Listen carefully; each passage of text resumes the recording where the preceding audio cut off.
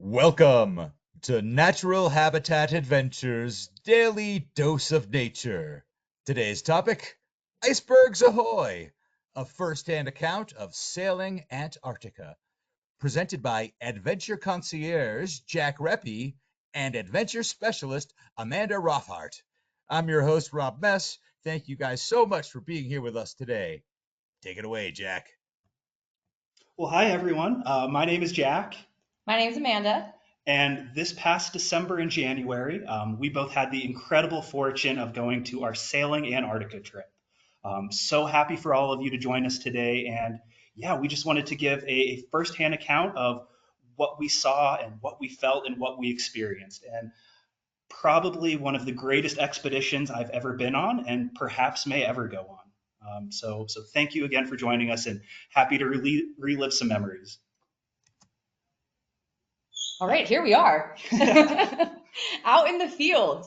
Jack and I were able to sail on parallel departures. You'll learn in a little bit. There were two different boats, but you can see the scenery behind us is very similar. There's me on a hike, and there's Jack on the front of the ocean tram. And looking at these photos on a day like today, it's about 95 degrees here in Boulder, Colorado. We wish we were back here. Yes. Something about being on the ice in this place so far away is unbelievable. And, talking about Antarctica, the sense of scale, the awe, the beauty, every direction you look, anywhere you set a camera down or look around the corner, it is something truly unbelievable. I've said to a lot of guests, and maybe I know some of you guys, and maybe you know Jack as well. We talked to many of you on the phone. Something that is so hard to describe is the vastness of Antarctica. And having now experienced it, it's almost even harder to talk about. It's something that's not tangible. It's otherworldly, it's awe-inspiring. And everywhere you look, there is something that will just truly blow your mind. So we've got a few images here to come, and we're excited to dive in a little bit more. Absolutely. So, where do we visit on this trip? Thinking of Antarctica is this incredibly vast continent, almost like a giant thumb sticking out. And where we visit, and most trips to Antarctica, is the peninsula, this little thumb jutting out into the Drake Passage. And again, like Amanda said, the sense of scale is just so hard to comprehend. Our trip is just scratching the surface of this. This itinerary, you will see everything as much as you can in this time. We have a few different departures here at Natural Habitat. We have a fly-fly option, a sail-fly, and a fly-sail. What that means is everybody will start in South America. That is how you have to arrive to the Antarctic Peninsula. We start all of our trips in Punta Arenas in Chile, and you have a few days there. It's a very unscheduled adventure, I'd say. The unknown is a part of what this day-to-day looks like. And while you have an idea of when your flight should take off, getting you to King George Island, it might not happen exactly as scheduled. So we start in Punta Arenas. We're there for a few days purposely so we can kind of catch up to the boat if we need to, depending on weather. So if you're not keen on sailing the Drake, it's not for everyone. It's self-selecting. We have a fly-fly option. That's what Jack did. Mm-hmm. We also have a sail fly option. That is where you immediately cross the Drake and then fly back to South America. And then you have a fly sail option where you fly to King George Island and then you set sail. King George Island is the only place where you can actually land a plane on the Antarctic Peninsula and start cruising. I did the fly sail option, and we'll share a little bit more soon. Yeah, and this was so interesting that Amanda and I were on two totally different itineraries. We started in the same place, and we both got to fly to Antarctica together. Yep. But there is a portion along the way. There is a portion along the way called crossing the Drake. I think anybody who is thinking of Antarctica has heard of the Drake Passage. A lot of people will call it the Drake Lake or the Drake Quake or Shake. And somewhere in the middle is what you're at least hoping for. They will not cross if it is too intense. You'd really love a lake. I got something in between. Being on a 7-person sailboat, this is not a very fast vessel. It goes 8 knots. Crossing the Drake on something going 8 knots takes 3 full days. While I fared well, if you are susceptible to seasickness, this is definitely not the option for you. I was fine. I've never gotten seasick before. Many people take a scopolamine patch, put it behind their ear. I just took some Dramamine, which was also my first round with it. It makes you sleepy, which is all you want to do as you cross the Drake. There's not much happening. You do come into view towards the end with a lot of different bird species, some albatross, but you're mostly laying down. There's a lot of horizontal time. If you can read and stomach that, bring some books, maybe some audiobooks, things to watch already pre-downloaded. There is not service or Wi-Fi on this vessel. There is satellite in case anything happens, of course. But it took 3 days. I absolutely loved it. In my mind, I wanted to do this always. I've been with Nat Hab for 7 years, and this is one of the top things I had hoped to do in my time here. And it was a true adventure in every sense of the word, and you kind of got into your Shackleton, setting, and it was worth it, I would say. So crossing the Drake, yeah. We can answer questions about that at the end, specifics about what you might, have on your mind, but I did it, and I did not throw up. So know that. Wild. But to start the trip, regardless of the itinerary, you're starting in South America, either Ushuaia, Argentina, or Punta Arenas, Chile. Amanda and I happened to start in Punta Arenas, and including a lot of these photos of greenery, because it's the last time for the next couple of weeks you're going to see trees and flowers and grass. And it's also a really great way to get to know each other. You'll be living on a sailboat in close quarters for the next couple of weeks, and this is a great way just to get familiar with each other and, really enjoy the scenery. So the top left photo is Ushuaia. The others are in Punta Arenas. And I will say this, if anybody has Patagonia on their mind, this is considered Patagonia. Mm-hmm. So you start the trip in another area that is known for adventure, mountainous regions, lots of really interesting hiking. So if you were thinking on joining this adventure, you might even want to extend either on one of our Patagonia trips or on your own for something a little extra. Which I did at the end. At the end of the trip, I had 5 extra days. I rented a car and I drove all through Patagonia. So while you're down there at the end of the earth, it's worth considering. And it's also interesting getting the call. There's very much a weather-dependent window of when you actually fly to Antarctica. I believe we were all eating dinner, and after dessert, we got the phone call saying, It's happening. There's a weather window.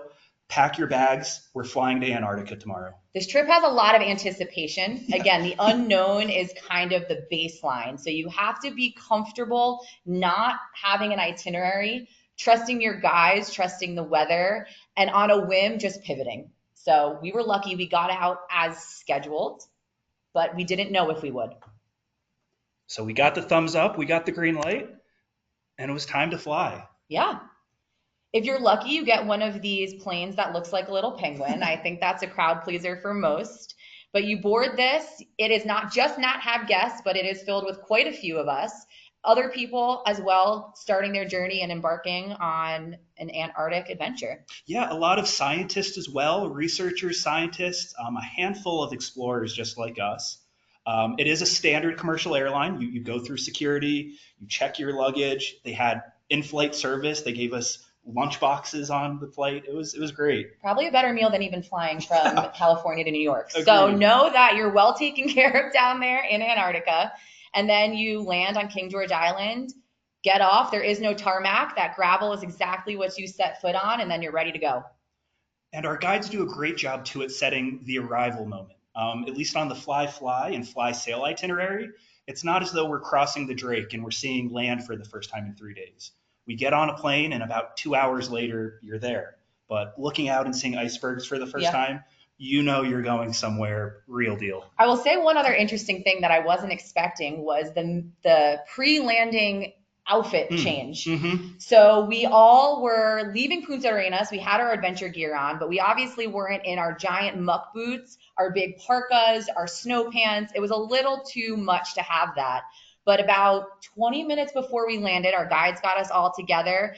Everybody in the aisle is doing this. It's not just Nat Hab. People are putting layers on. They're taking layers off. They're putting their heavy boots on. So the second you land, you can get off and be ready. It's amazing. Yes. Quite the production. And we've arrived. I would say every Antarctica adventure will either begin or end in King George Island, depending on the itinerary. And like Amanda said, this is really the only runway, the only commercial runway you can get to. King George Island already sets you up for some wildlife. We had some penguins walking around. I think it was a gentoo and a chinstrap maybe we saw straight away. But something interesting is the very, very small culture of Antarctica. There's really not much. I'd say something like Greenland has a history and a culture and First Nations people. There's not a human existence shy of these base areas within Antarctica. So you come and you see, which is I think semi recently built. I'm not good with dates, you guys, but this is a Russian church and there is a base nearby. So they're able to witness that, go inside, pray, practice. We got to see the inside of that. It kept us warm while we were waiting to board. And then you see kind of this stack here of different countries that have been, different explorers, different directions. So it really gets you excited. And if this is where you end, it kind of paints a picture of where you've been. Yeah, and it really is this international deal. You can see the flags for Russia, China, Chile. I believe there's a Uruguayan base nearby. So it's not a lot of tourists. It's mostly scientists and researchers, and then a handful of the few of us explorers.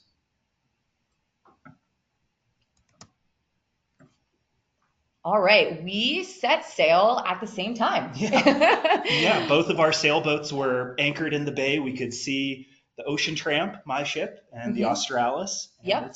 The Ocean Tramp is on the left. It says it very tiny. You can't read the Australis name, but it is the one on the right. And setting sail immediately has you crossing the Bransfield Strait. People say this is the mini Drake.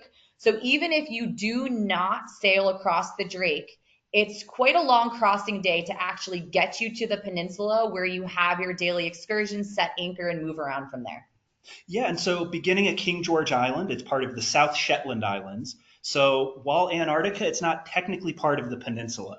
So this is the staging ground, but really we want to get out there as quickly as possible, cross the Bransfield Strait, and get to see what there is. All right, the Australis. The Australis is captained and owned by Captain Ben. His father actually bought this boat in the 80s. He grew up on this boat with his dad. He has now fully taken it over.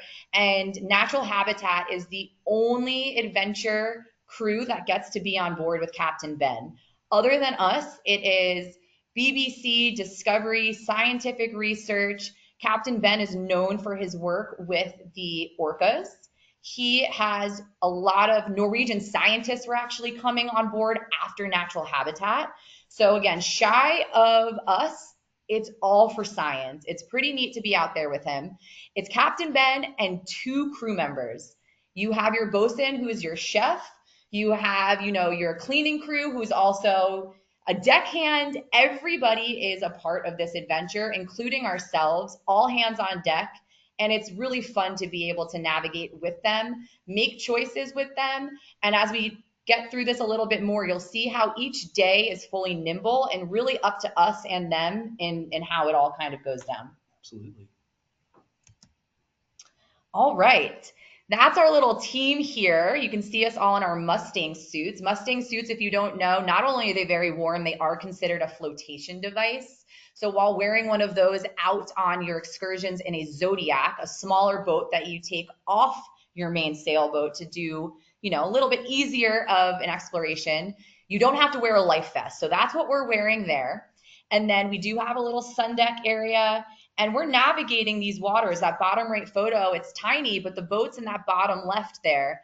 And we're in and out of ice. Captain Ben is up there behind us in that green vest. And I adore this crew. It was probably one of the most fun, adventurous things I've done. I've been very lucky to have traveled the world. This was my 7th continent, and I don't think I've done anything as wild as this. Yeah, and I love that photo in the bottom right-hand corner, the sense of scale that, there are these large cruise ships and commercial ships that do go to Antarctica each year, but us being in these sailboats, we really are able to navigate through the channels and icebergs. It's just wild looking at your sailboat in that landscape. Something else that's very interesting is, as I said, Captain Ben has been doing this for upwards of 25 years. Being on such a small vessel that's so easy to navigate and change direction, we can explore things that others cannot. There was a morning we set anchor in an area he has never been. He does not have a home anymore. He is from Australia, but he truly does not have a home. He mostly spends his off season in Ushuaia, but we set anchor somewhere he's never seen. He's pretty confident people haven't been to in at least 100 years or perhaps ever. So untouched, the last continent in all of its glory is something we got to experience. On larger boats, while it might be a little bit more comfortable, there are very strict rules in Antarctica. You cannot have more than 100 people on ice, some other areas even 50. So with just 7 guests max, you can do whatever you want, whenever you want. Of course, conservation, safety at the forefront, but it allows you to do, again, full exploration. And then I had the opportunity to be on Ocean Tramp. She is a beautiful 65-foot ketch. Similar to Australis, she has quite the history, once belonging to the famous climber and researcher and explorer named Charlie Porter. This was Charlie's pride and joy, that he only allowed scientists and climbers and explorers to go out on. But Nat Hab, similar to the Australis, we've worked very hard to get our guests on these ships to take us where no one has been before. And just the sense of adventure that you truly feel like you are out there so far away from everything. There's nothing like it. And that sense of scale with us going through these little narrow channels, these big glacial seracs handing around you. There, us on the bow, that's where a lot of our viewing is. We didn't include any interior photos of these sailboats. There's some great photos on our website, but you don't want to spend much time on there. Rather, being out on the decks, and you're very much ducking and bobbing and weaving around all the lines and sails. You feel like you're a part of the crew. That's something that stuck with me, is that you feel that you have a part in the decision-making process. I mean, yes, obviously your guides and the crew, they know what's best and they know your safety, but each morning and each evening after dinner, you're sitting around looking at weather charts and the forecast. You're asking each other, how do we feel? What are the intentions? That's what we talk a lot about on this trip, is what do we intend to do? But that could be plan A, B, C, and J. Yep. There's so much that could change. We laid out a map each evening, and we all sat around the table together, and we'd map where we've been, where we'd like to go, what we think we're going to do. And the next morning, as you said, it might be totally different, but that was, again, part of the process. And again, feeling like a real explorer. I don't know many people who are still using a map to set their adventure. And Captain Ben also let me steer the ship. And it was very hard, only to find out he mostly puts this in autopilot. So I was very taken aback by how hard it was, only then to find out how easy it could be. So maybe you'll get to steer this as well. Or like me in the top left, they hoisted me up to the top of the mast. The crow's nest, we called ours on our boat. They left me up there for a little longer than I wanted, but yeah, still an amazing experience. And most of this is motoring. We only set sails, actually rigged the sails a couple of times, and just a matter of efficiency. We're constantly monitoring weather. We're trying to see as much as we can in this window. So quite simply, it's more efficient just to have the sails down and motor. But if there's the right weather conditions, if the wind's running the right way, yeah, they'll hoist sail and you're a part of it. Crossing the Drake, motor and sails were up the entire time. Yeah. Again, 3 days on a larger vessel, something with our parent company, Lindblad Expeditions, something about 100 size guests or more. It takes about a day and a half. So know that if you want to cross the Drake, it doesn't always have to be 3 days, but the adventure is worth it. Sails up, and it was a good time. Well, when we're off the sailboat, our next form of transportation are these Zodiacs. We also had Zodiacs. Ours they looked a little different, but they're all much of the same. And you get to, again, be with your guide on there. Sometimes the boat staff comes with you. Sometimes it's your guide. And you are navigating as close to icebergs as safe. If you don't know, icebergs are constantly moving. There can be times you see them rolling in the distance. You do get to, we'll show in a little bit, kayak near them. Safety, again, at the highest level here. It is the unknown. You do not have access to healthcare facilities at the drop of a hat. So we stay at a safe distance, but you do get to get quite close. Yeah, and this iceberg is probably 300 feet tall, I guess. And this is as close as we got. And even then, it was far away. They were ready to turn around at the moment's notice if you heard any calving. But yeah, just these graveyards almost, or gardens, we like to call them, of icebergs just plopped through. Really unique. Here we are out in the kayaks. You can see the water is truly glass. It is absolutely stunning. Something I'd say I was quite surprised by being in Antarctica was actually how nice the weather was. I don't know if you ended up feeling that way, but days of sunshine. You do need your layers. I'm a snowboarder living here in Boulder, Colorado, and I just brought all of my snowboard gear and I was fine. There were days that I did take off a higher, level jacket, if you will, to enjoy the sun. But being out there in the water in the sunshine, enjoying a cruise, paddling, and then sitting in silence and just listening was probably one of the most magical moments of all the trip. Yeah, and if you're part of a group who's keen on kayaking, let them know. Let your expedition leader know, your fellow travelers, and they'll try and put you on the water as much as possible, weather and conditions permitting. But like Amanda said, in a lot of these photos, you'll see blue skies, that it was totally bluebird, pleasant. Not what I thought of Antarctica, but the peninsula is like that. Now, another thing that sets these Nat Hab sailing expeditions apart is the ability to camp, that you may have the ability to actually set tents down on the ice and spend a night. It is not something you have to do. Yes. If this is not for you and the whole group is going out, know that boat is still right across the water for you to lay your head each evening. It is one of the neatest camping experiences I've had. It was definitely tougher than I thought, only because I'll be totally candid, you don't have access to a full bathroom. We do have a little compost toilet that comes with us. You do have to use the restroom near the water's edge. I know that's the nitty gritty, but I'm painting a clear picture of what camping on the ice is looking like. I've never felt like more of an explorer than laying my head on the ice. And I was giggling all night with my coworker, Kelly. We just thought it was so fun. It felt like summer camp, and I highly recommend it.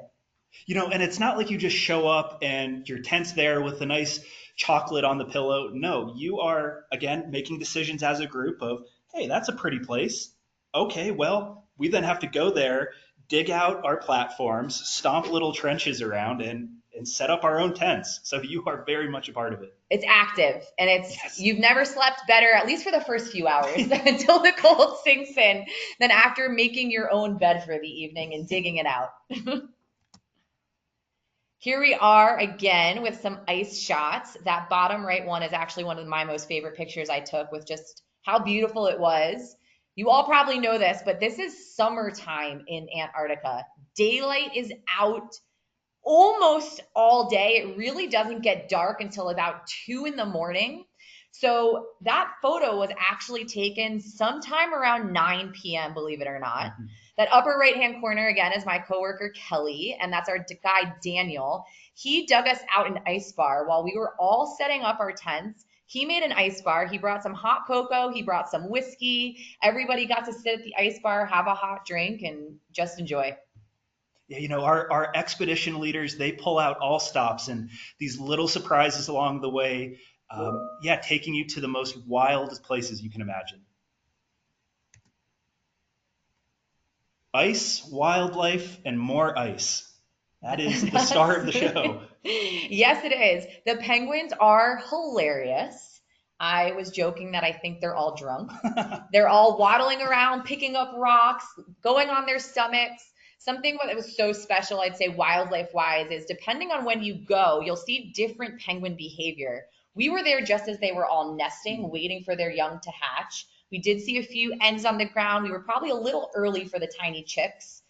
Maybe about 2 weeks later, I think they said they'd see some small ones. But you have 3 different kinds of penguins that you can see here.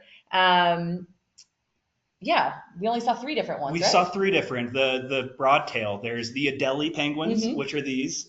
Gentoo, Gentoo, and then the chin chin strap. strap, exactly. You may see some others. Most likely not the emperor penguins. No emperor, maybe a macaroni, but we didn't get lucky. Mhm. So you come for the penguins, but you stay for the ice. That is what is just so photogenic and wild. It is stunning. I am partial to mountains and cold, but I've never seen anything this beautiful. That upper right-hand corner picture is Daniel Stavard, again, our expedition leader. That chunk of ice he's smiling so big about is going into our gin and tonics. Yeah. That's what he fished out of the water for a little drink. We cracked it open on the deck and he put it in there for us to have. So he was happy about that catch. And just every shade of blue and white that you can possibly imagine. These photos are not edited or just barely. That it truly looks like this. This is ancient ice. And going back to the kayaking, one of the best parts I think of kayaking was hearing the crackling of the air bubbles releasing. Mhm. That these air bubbles that have been trapped for thousands of years are releasing all around you. It's something to behold. Here's our guys and gals. Love them. We did see a few chicks. My photo in the bottom right you can see was a mom feeding her newly born chick with also an egg there. But it's also, there's a lot of predators. There's the giant skuas always looking for them. There's potentially leopard seals Mhm. that are always at the water's edge. So, while these penguins, may seem adorable, they're always on heightened alert. And we do keep our distance.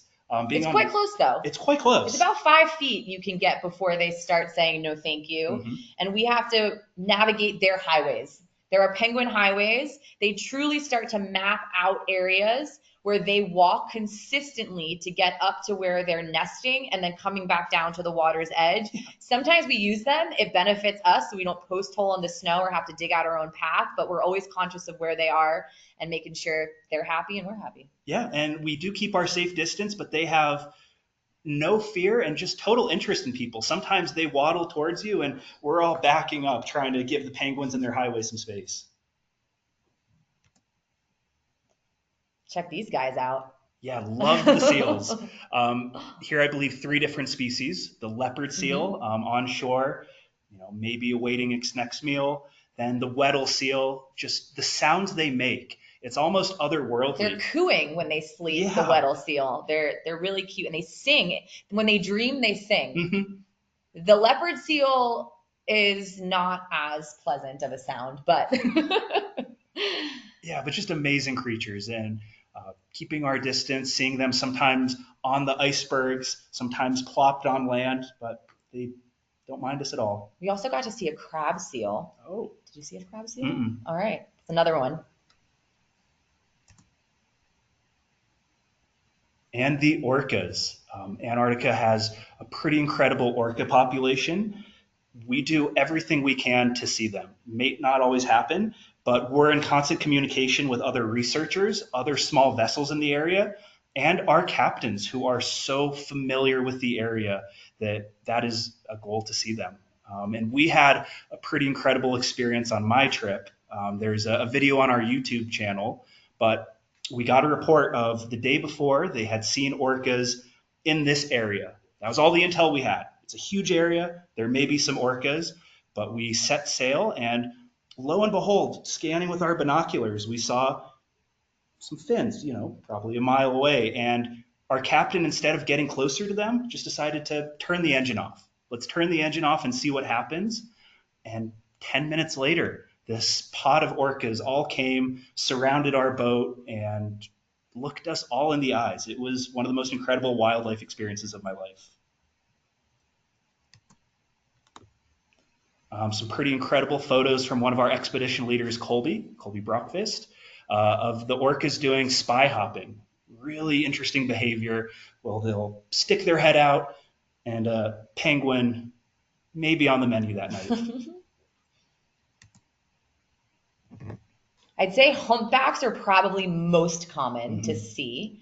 We were not lucky enough to see orcas, although that again is what Captain Ben is known for. Somehow we didn't get it. But We did get very lucky with a technique of feeding he has never seen.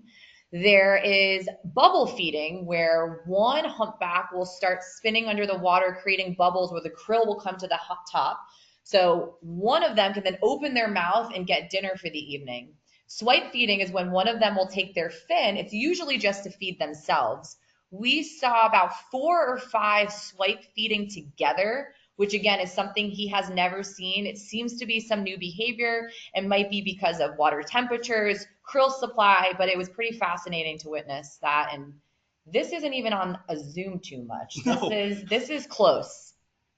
Yeah, and just the quantity of wildlife on the Antarctic Peninsula was staggering.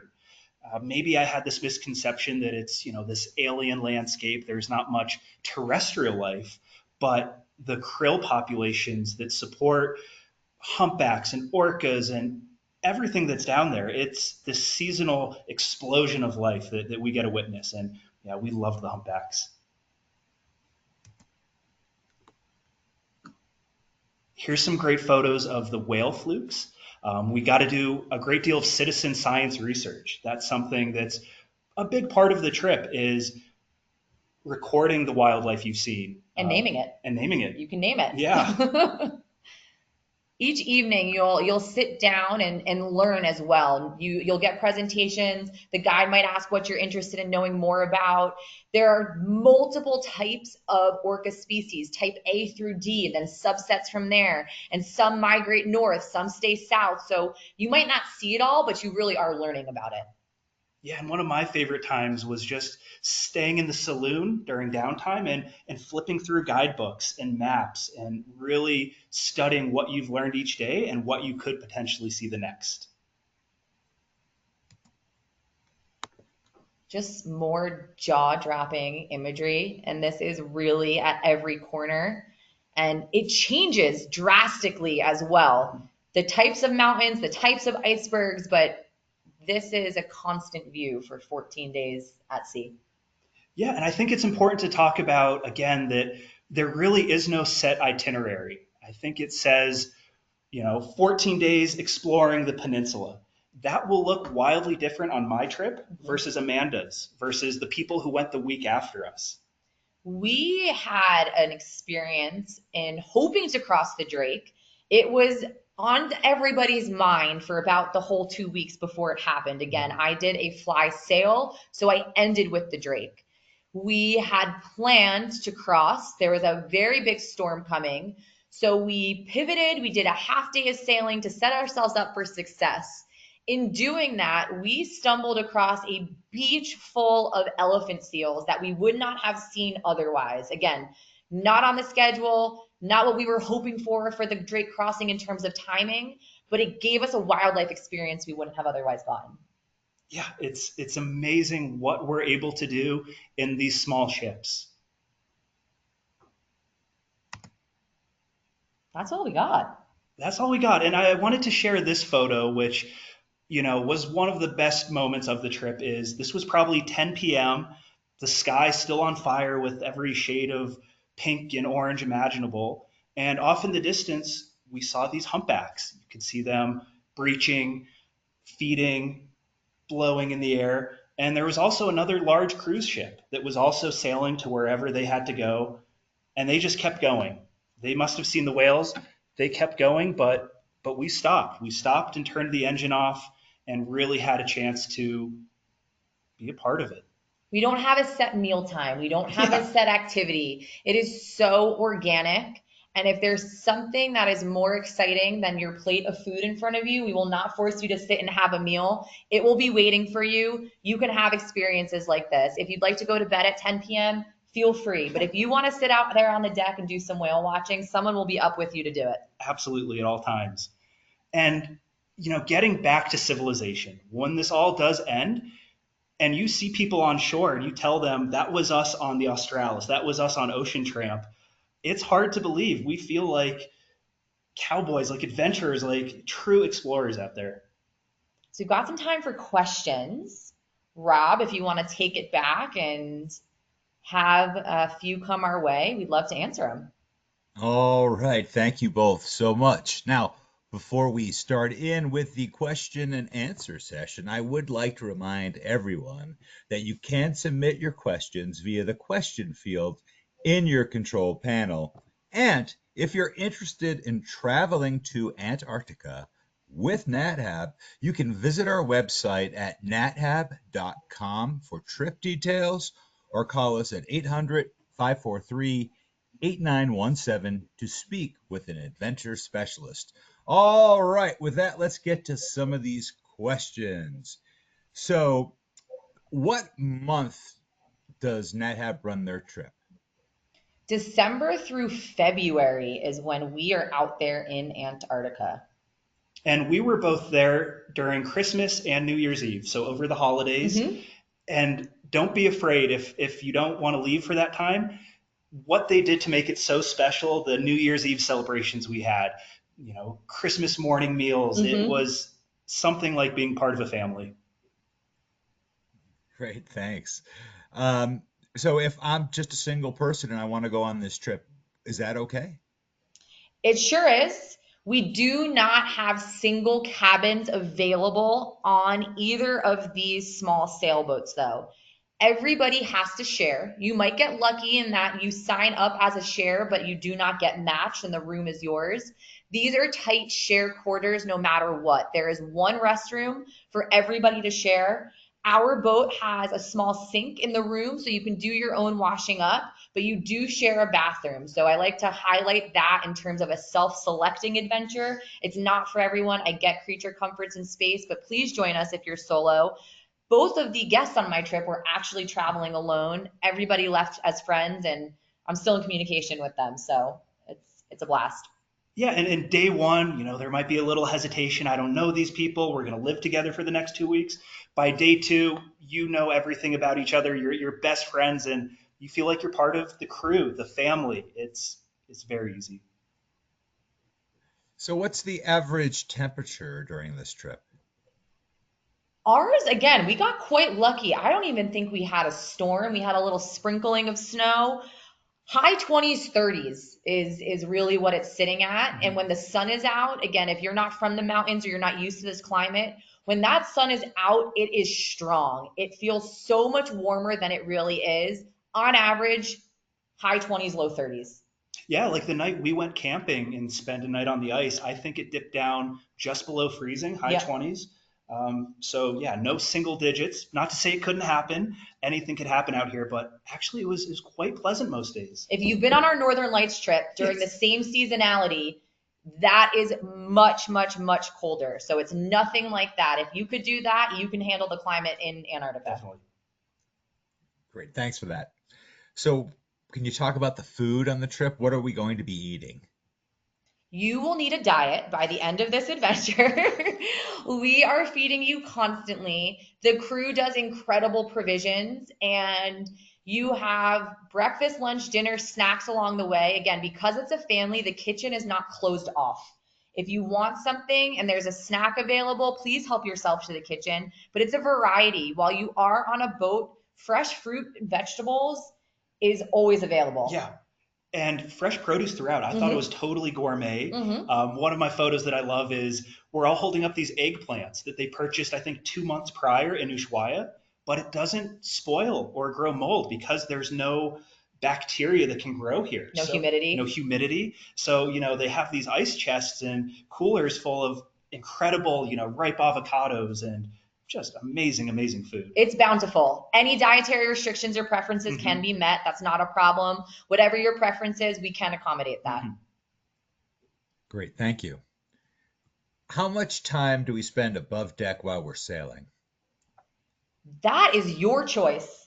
Truly, it is. It can be all day. One of the women on my trip, that was her favorite thing to do, was sit outside and just watch the world go by. There are times where you might be cruising an area where it's a little chilly or you're going a little faster and you're just not comfortable being out there, but you can be out there all day. Yeah, truly. And the communal areas, they are very comfortable and cozy. You get your cup of coffee or tea and read books in the lounge.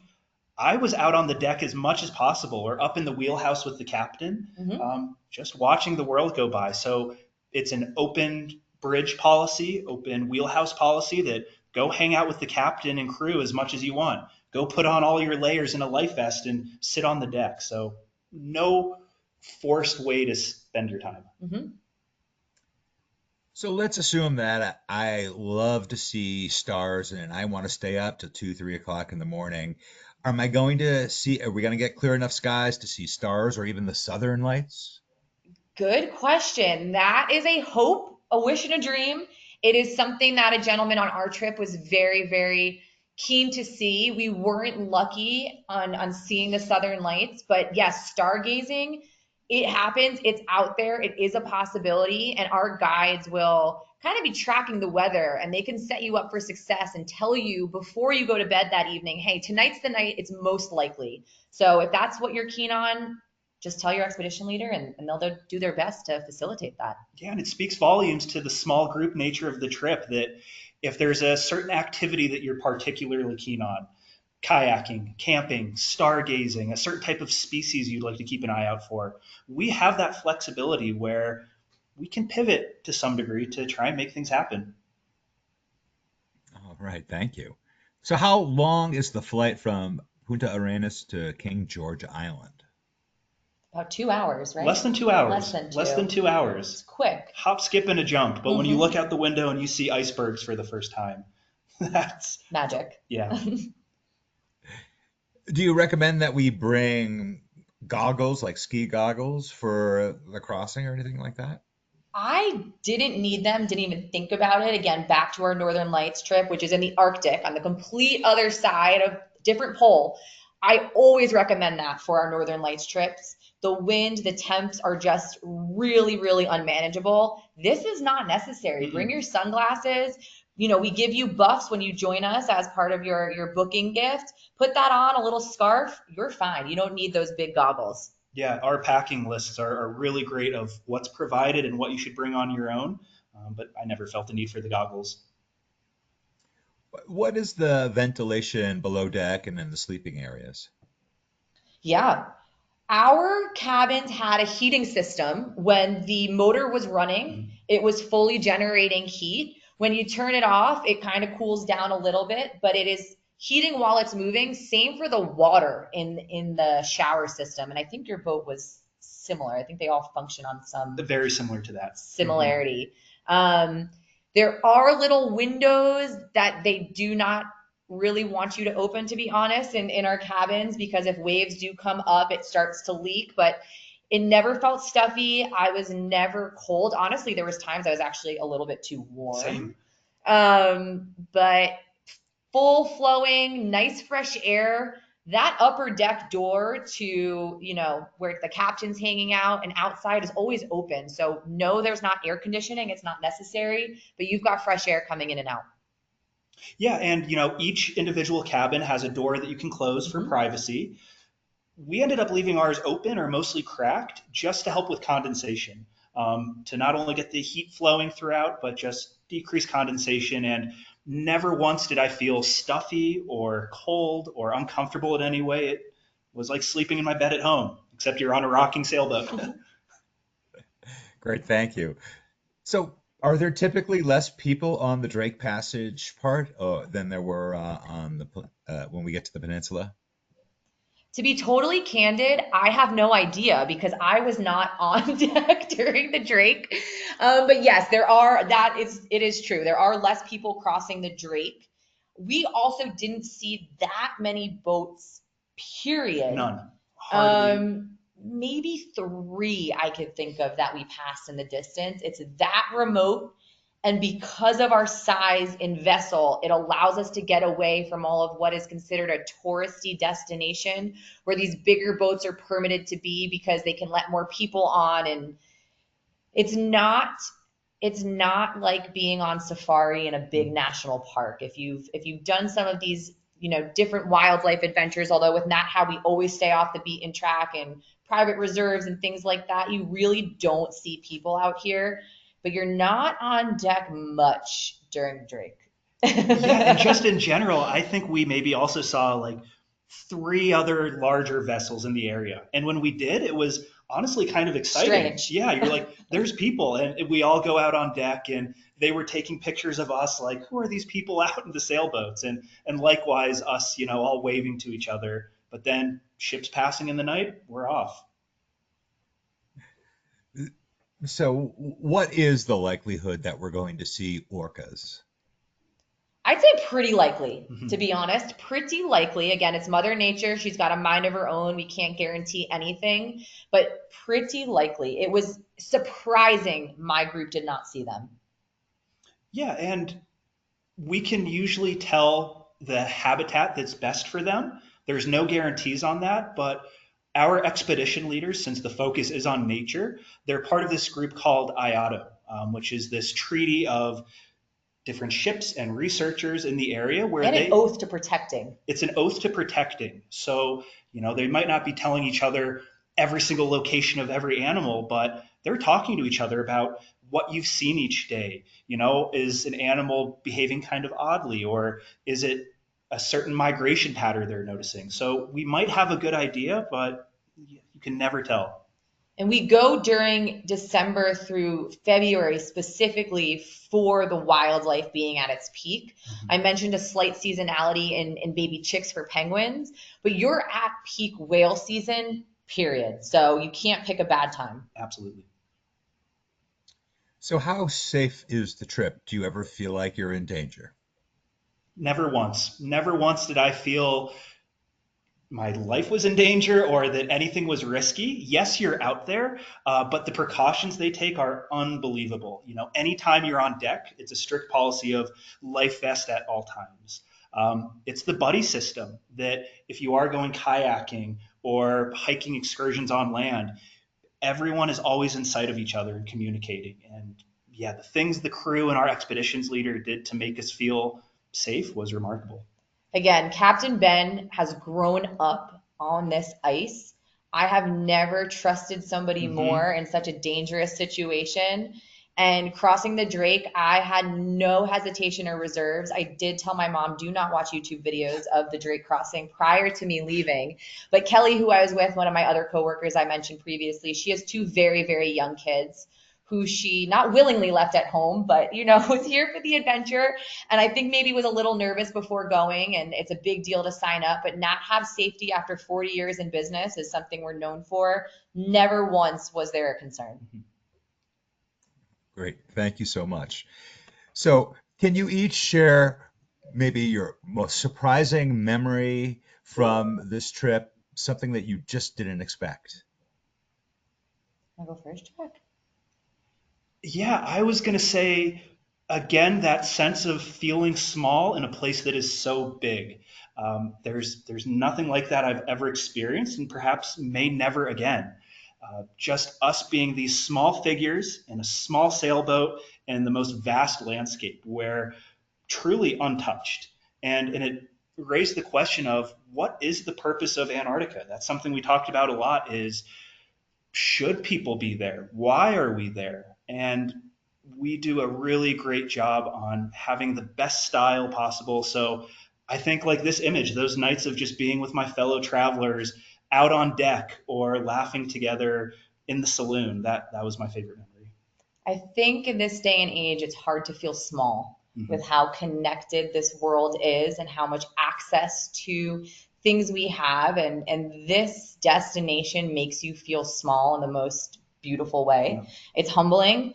Something I did was the polar plunge. I fully jumped into the water. It was very safe. We did it on a very warm day. We had our captain, our bosun, right off the edge of the Zodiac there to pull you out immediately. So you weren't there long, but that's one of my most memorable things was taking a little dip. I just had to do it. One of our guests describes her experience as she felt like she was on another planet. It was so beautiful and so remote. It sounds like an amazing, amazing adventure. Well, unfortunately, that's going to be the last question that we do have time for today. So I'd like to hand it back to you guys for any closing comments you may have for us. Give us a call. ask us more questions. If you're unsure, if you are sure, if you're somewhere in between, if this is something you've wanted to do but you don't know how to do it, we're here and happy to help. And Absolutely, yeah, anytime. One of the greatest adventures of our lives, and for us just to relive it and speak about it with all of you, it's been an honor. So thank you. we'll see you out there. Absolutely. Jack, Amanda, thank you both so much for taking the time to present for us today. And I'd also like to thank everyone who tuned in today. Now, you can join us for our next Daily Dose of Nature next Monday. You could check out next week's lineup, including our registration links, on our website at nathab.com/webinars. We did record today's presentation, and we will have the replay available on our website soon. With that, I will conclude the webinar. Goodbye, everybody. We'll see you next time.